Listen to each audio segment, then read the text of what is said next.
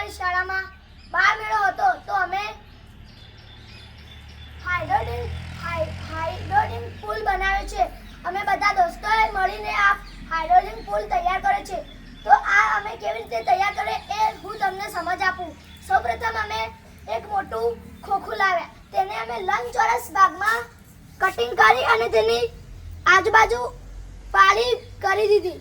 પછી અમે 4 ઇન્જેક્શન લાવ્યા તેને અને અમે 2 પાઇપના ટુકડા લાવ્યા. ત્યારબાદ અમે પાઇપ અને ઇન્જેક્શનને ફેવિક્વિક અને રૂની મદદથી અમે એને ફિટ કરી દીધું. પછી અમે તેને ખોખા સાથે અહીંયા ફિટ કર્યું. ત્યારબાદ અમે પુલ તૈયાર કર્યો અને પછી અમે પાઇપ અહીંયાથી ઇન્જેક્શન ખોલી અને તેમાં પાણી ભર્યું બે પાઇપમાં. ત્યારબાદ અમે ઇન્જેક્શન ભરાવી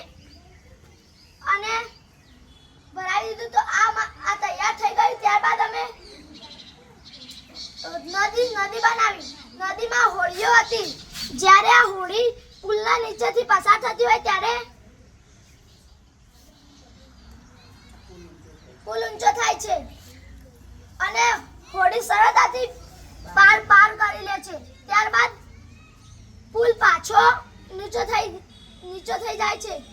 તો અમારી આ હાઇડ્રોલિક પુલ બનાવવાનું તમને કેવું લાગ્યું? અમારી શાળાનું નામ વાલંગરા પ્રાથમિક શાળા છે. અમારા બધાના તમને